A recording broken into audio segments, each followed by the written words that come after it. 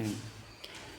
तो मैं ये बता रहा था आपको कि यदि हम लोगों ने धन संग्रह करके उसको पहले से ही सारी फैसिलिटी दे दी हैं तो वो अपने धन का दुरुपयोग करके पाप का बंद करेगा। और आपने जो धन संपदा या गाड़ी बंगला आदि बना के दिए हैं, ये सारी भोग की सामग्री आपने उसको दे दी। आपने एक तो उसको पढ़ाने लिखाने में अपने पूरे धन दौलत सब खर्चा किया, तो उसका पाप का बंद आपको, चलो वो तो ठीक है कि बच्चों के लिए करना चाहिए, वो पाप आपका क्षम भी हो जाएगा। पर अब आपने जो उसको गाड़ी बंगला आदि बना के दे दिया, इतना सारा करके दे दिया है, अब वो अपने धन का दुरुपयोग करेगा और अपने मतलब खुद के धन का दुरुपयोग करेगा और अपने धन में बैठ कर के वो ऐसो आराम करेगा, पाप का बंद करेगा, क्योंकि तो भोगशाला बना के हमने उसको दे दी है। अब उसमें जितने भी क्रियाकर्म होंगे सब पाप कर्म भी होने वाले हैं। कोई ऐसी तो है नहीं कि उसमें बैठ कर के पूजाएँ चलेंगी, जाप चलेंगे, अनुष्ठान चलेंगे, कभी साल में एक आध दिन चलेंगे। तो ये सारे के सारे साधन हमने उसको पहले ही दे दिए। तो कहने का तात्पर्य ये है कि बच्चों को योग्य बनाना मतलब कि आप खुद इतना योग्य बना रहे हैं हम आपको कि अब आप इस योग्यता के अनुसार अपना कार्य करिए और अपने परिवार के जो साधन आपको लगते हैं वो इकट्ठा कीजिए। हम आपको साधन नहीं देंगे, हम अपने साधन के योग्य बना देंगे, है ना। जैसे क्लासेस अपन पढ़ रहे हैं तो यहाँ क्लासों में हम लोग जो थ्योरी पढ़ रहे हैं, थ्योरी के बाद प्रैक्टिकल आपको करना है।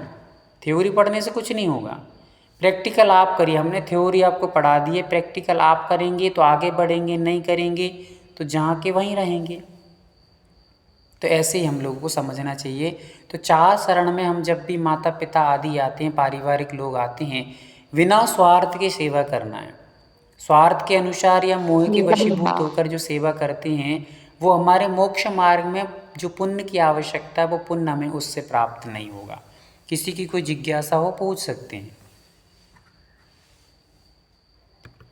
है किसी की जिज्ञासा, कोई शंका हो रही हो? चलिए, नहीं है। अब अपन आगे चलते हैं। अब शरण में हमने 4 शरण को पकड़ लिया, अरिहंत की, सिद्ध की, साधु की और केवली भगवान के द्वारा कहा धर्म की। ये 4 शरण हमने पकड़ी है। अब इन 4 शरण में मुझे बताइए कि दुकान की पूजा हम करते हैं, मकान की पूजा हम करते हैं, ये दुकान और मकान की पूजा कौन से शरण में आती है? या मान लो हम लोग जो एक ये बजा रहे हैं, किसी की सूंड ज़्यादा बड़ी है, आदि आदि हैं, इनकी कौन सी परमेष्टि में इनकी शरण आती है? हमें 4 ही शरण लेना चाहिए कि और भी शरणों को लेना चाहिए, बताइए। संसार में सबसे श्रेष्ठ शरण मात्र 4 ही हैं। 4 के अलावा यदि हम 5 भी कोई शरण लेते हैं तो क्या हम जैन कहला पाएंगे? क्या हम जैन रह पाएंगे? बताइए। नहीं रह पाएंगे। नहीं, क्योंकि हमें 4 शरण बताई हैं, 4 ही उत्तम बताए हैं, 4 ही हमारे लिए मंगल हैं। मंगल 4 के अलावा यदि आप 5 भी कोई शरण लोगे, 5 कहीं जाओगे 5वीं जगह, तो वो अमंगल ही है। क्या है? अमंगल है। आप कहें कि भैया जी हमारे यहाँ पर फिर 9 देवता को बताया है, आप कह रहे 4, फिर हम 9 की शरण में जा रहे हैं, तो वो तो फिर शेष तो सभी अमंगल हो गए हैं। नहीं, ये 4 शरण में ही हमारे भी 9 देवता आ जाते हैं। आते कि नहीं आते हैं? आए कि नहीं आए? ये 4 शरण में ही आए। जैसे कैसे मानेंगे अपन? उसमें क्या है? अरिहंत, सिद्ध, आचार्य, उपाध्याय, साधु, ये 5 परमेष्टि हुए, 5 शरण हुई, है ना। तो 5 में हमने अरिहंत तो थे ही, सिद्ध थे ही, आचार्य, उपाध्याय और साधु एक में ही आ गए हैं। ठीक है, साधु शरण में ये सब आ जाते हैं। फिर केवली पण्णत्तो धम्मो शरणम, तो केवली प्रणीत क्या है? धर्म है, तो धर्म हमारा शरण हो गया। फिर केवली भगवान ने 2 दशांग जिनवाणी को कहा है, तो वो भी हमारे लिए शरण हो गया, इसमें ही आ गया। फिर जो भगवान के बैठने का एक चैत्यालय है, मंदिर है, वो भी हमारे लिए धर्म का आयतन है, वो भी शरणभूत हो गया, है ना। पर मंदिर पूज्य कब हुआ? जब भगवान बैठे तब पूज्य हुआ या पहले से ही पूज्य था? कब पूज्य हुआ बताइए? जब भगवान बैठे। हाँ, भगवान जब बैठेंगे ना तभी पूज्य होगा वो। और मंदिर पूज्य हुआ मतलब कि भगवान के कारण पूज्य हुआ। हमारी ये शरीर चलता फिरता दिख रहा है, ये गोरा सुंदर नाला सब कुछ दिख रहा है ना, ये किसके कारण आदरणीय वंदनीय हो रहा है? किसके कारण हो रहा है बताइए? जब तक ये आत्मा इसके अंदर है ना, तब तक ही ये पूजनीय है, तब तक ये वंदनीय है। जिस दिन इससे आत्मा निकल जाएगी, उसके बाद लोग ले जाकर के इसको ज़्यादा देर नहीं लगाएंगे, क्या कर देंगे? तुरंत जला करके राख कर देंगे। राइट कि गलत है? हैंड अपना है ना, सभी के पास हैंड दिए गए हैं ऐसा, तो ये राइट है, ठीक है ना। जब भी आपको लगे कि हाँ सही बात कही है तो आपको कहना चाहिए, ताकि हमें लगे कि आप जाग रहे हैं, सो नहीं रहे हैं अभी। तो चलिए, तो ये सही बात है कि हमारा वैसे ही मंदिर कब तक पूज्य है? जब तक उसमें भगवान बैठे हैं। न पहले पूज्य था और भगवान निकलने के बाद भी वो इतना पूज्य रहने वाला नहीं है, कोई जाएगा भी नहीं उसमें फिर बार बार। तो इसलिए भगवान के कारण पूज्य है। तो वैसे ही हम लोगों को 9 देवता भी 4 शरण में आ जाती हैं, 5 परमेष्टि भी 4 शरण में आ जाती हैं, इस प्रकार लगाना चाहिए, है ना। चलिए आगे चलते हैं। अब हम लोगों ने 4 शरण को समझ लिया। 4 शरण पहले हमने 4 शरणम, अरिहंत शरण, सिद्ध शरणम, शरण किसे कहते हैं ये भी समझा।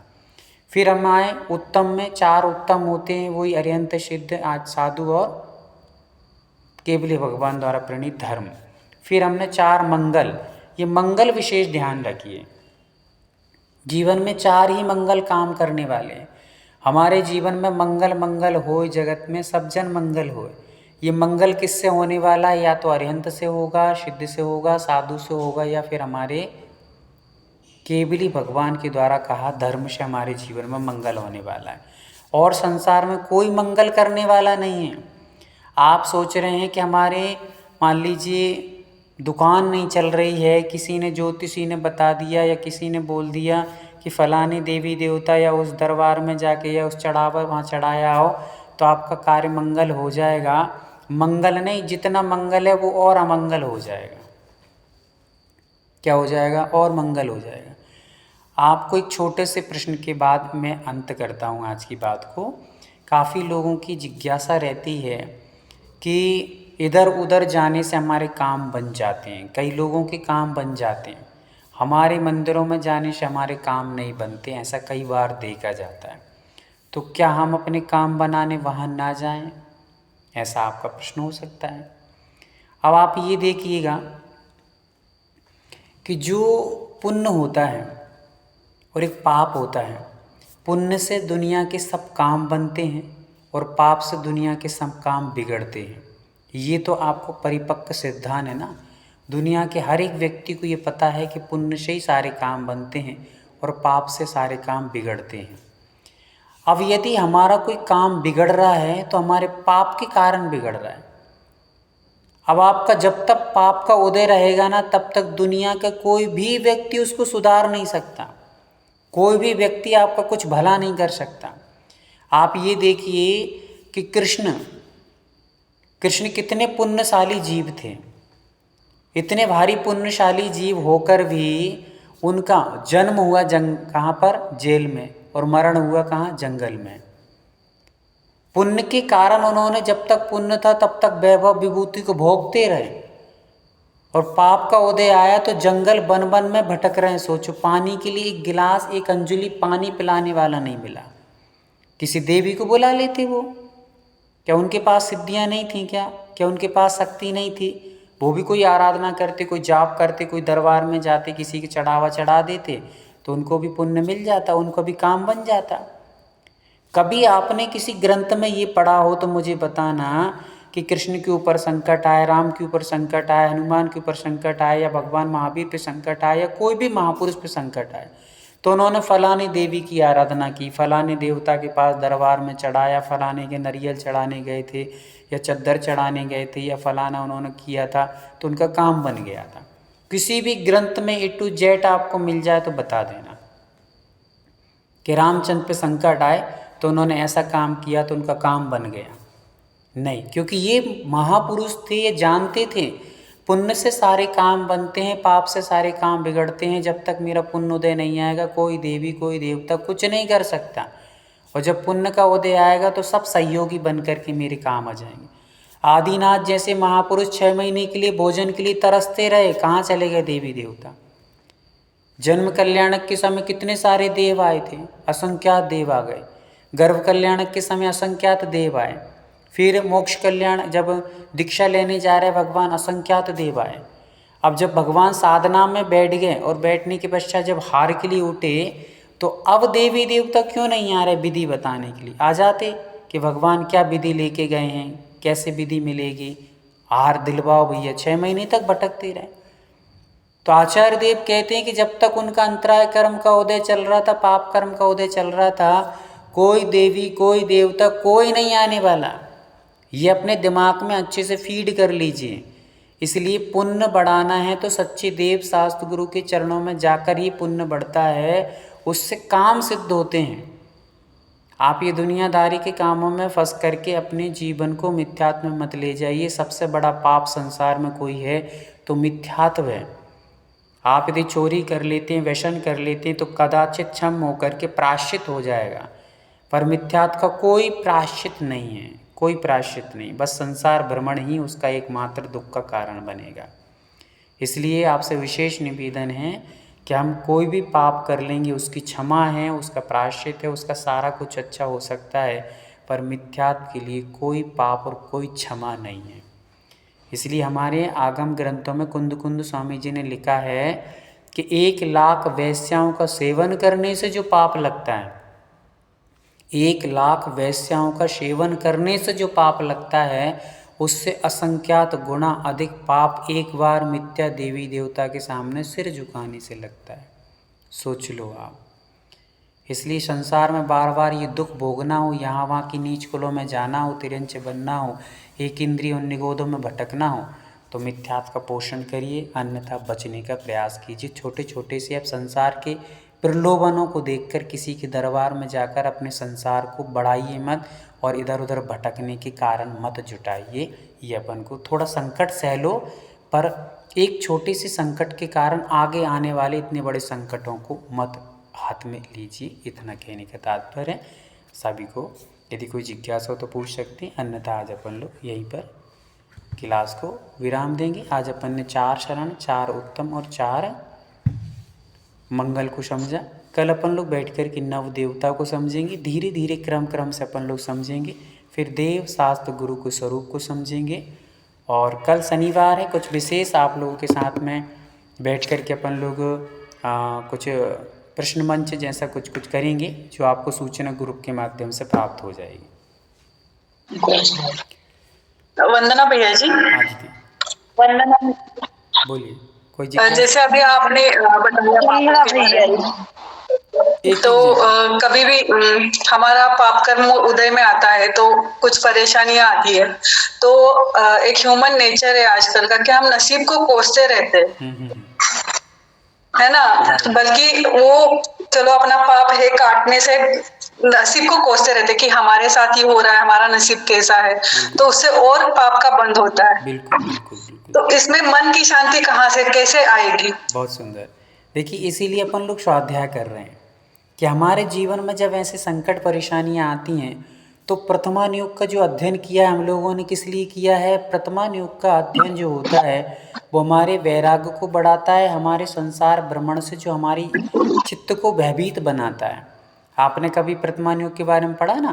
प्रथमान योग मर्थक ख्यानम चरित्रम पुराणमपि पुण्यम बोधि समाधि निधानम बोधति बोधि समीचीनम।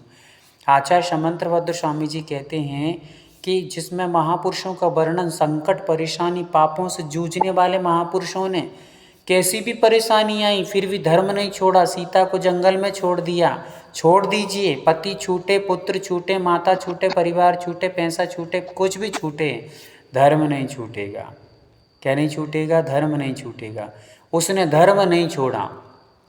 पति छूट गया कोई दिक्कत नहीं, पैसा छूटा, परिवार पुत्र सब छूटे कोई दिक्कत नहीं, धर्म नहीं छोड़ना।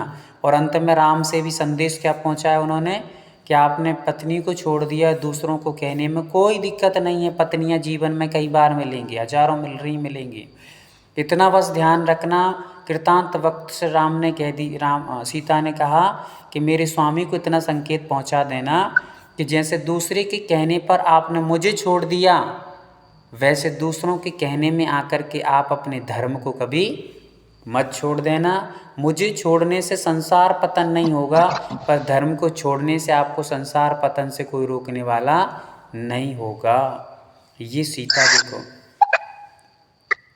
कोई पूछना चाह रहा है कुछ? किरण जी आप कुछ पूछना चाह रही हैं दीदी? वंदना भैया। हाँ दीदी पूछिए। अभी आपने कहा मिथ्यात्व सबसे बड़ा पाप है, तो 5 पापों में तो उनका नाम नहीं है फिर मिथ्यात्व का? हाँ, 5 पापों में मिथ्यात्व का नाम नहीं है। बहुत अच्छा है। देखिए कौन से 5 पाप में हिंसा है ना? पहला पाप कौन सा है? हिंसा है। तो आप जैसे ही मिथ्यात्व का पोषण करेंगे तो सबसे पहले आपकी हिंसा होगी। क्या होगी? हिंसा होगी। कैसे होगी? अब आप पूछेंगे कैसे होगी? तो आप ये देखिए, कभी भी आप किसी मिथ्या देवी देवता की आराधना कर रहे हैं, है ना, तो उनके पास कोई ना कोई अस्त्र शस्त्र है, राइट? हो तो आप बताइए, है कि नहीं है? किसी न किस प्रकार का अस्त्र शस्त्र है, उनके पास वस्त्र है ना? आप यदि वस्त्रधारी की पूजा कर रहे हैं तो एक हिंसक व्यक्ति की आप समर्थन करेंगे तो आपको हिंसा का दोष लगेगा ही लगेगा। आप मान लीजिए किसी ने त्रिशूल लिया, किसी ने शस्त्र लिया, तो ये क्यों लिए हैं? किसी को मारने के लिए लिए हैं ना, शौक से थोड़े लिए हैं। यदि कोई हमारा शत्रु आएगा हम उसको मारेंगे, तो शत्रु किसका होता है? भगवान का कोई शत्रु होता है क्या? बताइए। भगवान का भी कोई शत्रु होने लगा तो फिर संसार में अब शत्रु और मित्र, हम लोग राग द्वेष तो करते ही हैं, भगवान भी राग द्वेष करने लगे कि शत्रु। किरण जी आप, किरण दीदी आप थोड़ा म्यूट कर लीजिए। हाँ, तो शत्रु क्यों? भगवान का कोई शत्रु मित्र, हमारे भी शत्रु मित्र होते हैं, भगवान की शत्रु मित्र होने लगे तो भगवान और हम में अंतर क्या हुआ? तो आप एक हिंसक का समर्थन कर रहे हैं, आप हिंसक को भगवान मान रहे हैं।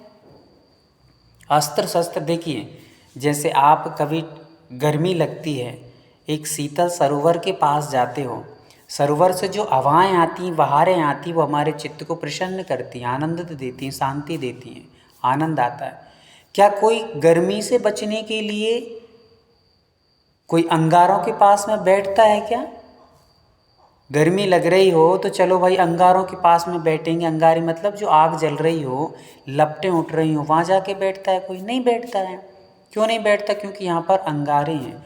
वैसे ही संसार से भ्रमण से हमें बचना है भगवान। तो संसार भ्रमण से बचने के लिए जो एक हाथ पे हाथ रख के बैठे, ना किसी से लेना ना देना, उनके चेहरे को देखकर ही लगता है धन्य भगवान। हमें ऐसा शांत बैठना है, आपके जैसा बिल्कुल निश्चिंत बैठना है। जो स्वयं अस्त्र शस्त्र ले रहे हैं उनको देखकर क्या चित्त में शांति आएगी? जो स्वयं शांत नहीं है, जिनके चेहरे से शांति नहीं झलक रही है, जिनकी क्रियाओं से, जिनकी एक्शन से शांति नहीं झलक रही है, उनको देखकर के हमारे जीवन में कैसे शांति आएगी? मुझे बताओ आप। हैं, हम वीतराग भगवान को देखते हैं, अपने आप में उनको देख कर के, हाँ भगवान ना शत्रु है ना मित्र है, आपका सबसे समान भाव रखे हुए हैं। और एक तरफ वो लेके बैठे हैं, शत्रुओं को मारेंगे हम। अरे शत्रुओं को मारने से नहीं, शत्रुता को मारने से व्यक्ति सफल होता है। हमारे भगवान तो ये कहते हैं हमें शत्रुओं को नहीं मारना, हमें शत्रुता मारना है। शत्रु को मारने से कभी शत्रुता खत्म नहीं होगी। आप व्यक्ति को मार देंगे पर उसके अंदर आपके प्रति जो बैर बना था वो कैसे मिटेगा? नहीं मिटेगा। उसको आप प्रेम से जीतने का प्रयास कीजिए। उससे आपके अंदर जब प्रेम वात्सल्य बनेगा तो शत्रुता खत्म हो जाएगी। हमारे भगवान का कोई शत्रु नहीं, कोई मित्र नहीं है, सबके प्रति समान है। कोई गाली दे रहा है तो भी आशीर्वाद, और कोई फूलों की माला पहना रहा है उसको भी दोनों हाथ से आशीर्वाद, सबको आशीर्वाद है। क्योंकि हमारा कोई शत्रु मित्र नहीं है, हमें गाली देने से मतलब नहीं है और आपको पूजन करने से भी कोई मतलब नहीं है। क्यों नहीं है? क्योंकि हम अपने आप से मतलब रखते हैं। आपके मतलब से हमारा क्या भला होने वाला है? समझ में आ रहा है? आपके करने से हमारा क्या भला होगा? आपने मान लीजिए गाली दे दी किसी को, तो गाली देने से सामने वाले का कुछ बिगड़ा कि आपका बिगड़ा? बताइए किसका बिगड़ा? अपना ही बिगड़ा। अपना बिगड़ा, हमने भाव खराब किए, हमने परिणाम खराब किए, अपना बिगड़ गया, हमारे पाप का बन गया, अपने परिणाम बिगड़े। अब सामने वाला यदि उस गाली को सुनकर परिणाम बिगाड़ेगा तब उसका कुछ बिगड़ेगा, यदि वो परिणाम ना बिगाड़े तो उसका कुछ नहीं बिगड़ने वाला है। तो भगवान दूसरों की गाली सुनकर अपने परिणाम बिगाड़ते ही नहीं हैं और दूसरों की प्रशंसा सुन के भी अपने आप में प्रफुल्लित नहीं होते, इसलिए उनका कुछ बिगड़ता ही नहीं है। जो प्रफुल्लित होते हैं अपनी प्रशंसा को सुन करके, वे ही अपनी बुराइयों को सुन करके रुष्ट होते हैं। समझ में आ रहा है? आप यदि प्रशंसा में कभी फूलेंगे नहीं तो आप दुख में भी कभी कूलेंगे नहीं, निश्चित है। और जब हम प्रशंसा में फूलते हैं तो दुख में हम कूलते हैं। दुख हमें बुरा मतलब हमें कोई गाली दे दे तो फिर हमें उससे भला बुरा कहते हैं। क्यों कहते हैं? क्योंकि अच्छे को हमने अच्छा कह दिया, किसी भलाई करने वाले या अच्छे करने वाले या प्रशंसा करने वाले को हमने अच्छा कहा, फूल गए। अब आपको कोई बुरा कहेगा तो आप उसको कूलेंगे उसमें, किसने ऐसा क्यों कहा, वैसा क्यों कहा। आपकी कोई प्रशंसा कर रहा है तो आप मत फूलिए, उसको ध्यान ही मत दीजिए। यदि आप उस पर ध्यान नहीं देंगे तो गाली देने वाले पर भी ध्यान नहीं दे पाएंगे। समझ में आ रहा है? तो भगवान हमारे कैसे हैं, न प्रशंसा करने वाले पे ध्यान देते हैं और न गाली देने पर वाले पे ध्यान देते हैं, वे अपने आप पर ही ध्यान देते हैं और उनको अपने ध्यान से ही फुर्सत नहीं है, तो दूसरों पे क्या ध्यान देंगे। समझ में आ रहा है? तो ऐसे करके अपन लोग आगे चल के और अच्छे से समझने का प्रयास करेंगे। आप लोग, आज अपना टाइम हो रहा है ना? चलिए, बाकी की जिज्ञासाएं आप लिख करके रखें, ज़रूर पूछते जाएं, अपने अपने जिज्ञासाओं को पूछ सकते हैं, कोई दिक्कत नहीं है ना। आप लोगों को जिज्ञासा पूछने के लिए कोई मना नहीं है, जब भी आपकी अनुकूलता बने और आपको विषय जब तक खुले नहीं तब तक आप बार बार पूछिए, कोई दिक्कत नहीं है ना। आप 10 बार पूछिए, 50 बार पूछिए, जब तक आपका विषय पूरा अच्छे से ना खुले तब तक आप पूछिए। बस क्लास के समय पर ही पूछिए, क्लास का समय ज़्यादा हो जाएगा फिर अपन उसकी अनुकूलता को नहीं कर सकते हैं। चलिए, अपन करते हैं अब जिनवाणी स्तुति को। कल पुनः सभी लोग समय पे एकत्रित हो जाएंगे। बाकी की सूचना आपको ग्रुप के माध्यम से मिलेगी कि कल कौन सी प्रतियोगिता या कल क्या होने वाला है, सारी जानकारी प्राप्त हो जाएंगी।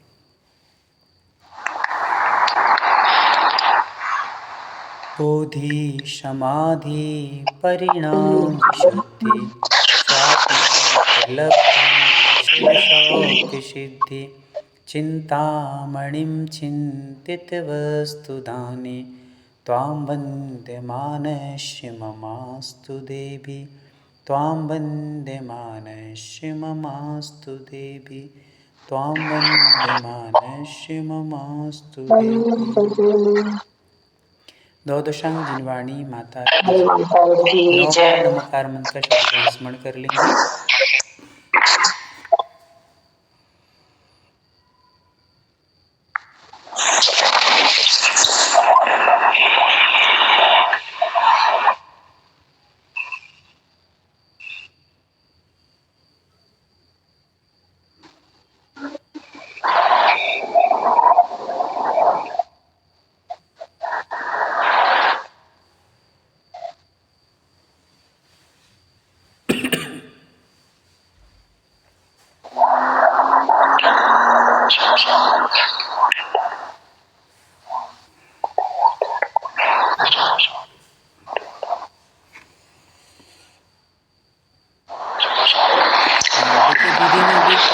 चली गई क्या वो दीदी जिसने प्रश्न पूछा था अभी, चिंसा वाला? दीदी आप हैं क्या, जिन्होंने आपका कहा था कि मिथ्यात्व में 5 पापों में नाम नहीं आए? वो दीदी हैं अभी? एक हो तो थोड़ा सा इंटरेस्ट कर दें।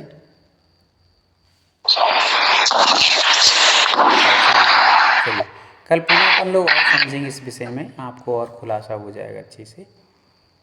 चलिए, सभी को हंसते मुस्कुराते भैया जी, वंदना भैया जी, सभी को जय जनेन्द्र। जिनको और कोई जिज्ञासा हो विशेष तो वो आप मैसेज करके हमें भेज सकते हैं, ग्रुप में अलग से भेज सकते हैं, कोई दिक्कत नहीं, जिनकी कोई जिज्ञासा हो तो।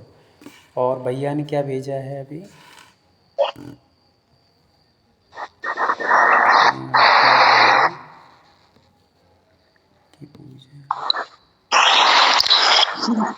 जैसी समय हो रहा है, आप कल भी बताइए, चलेगा।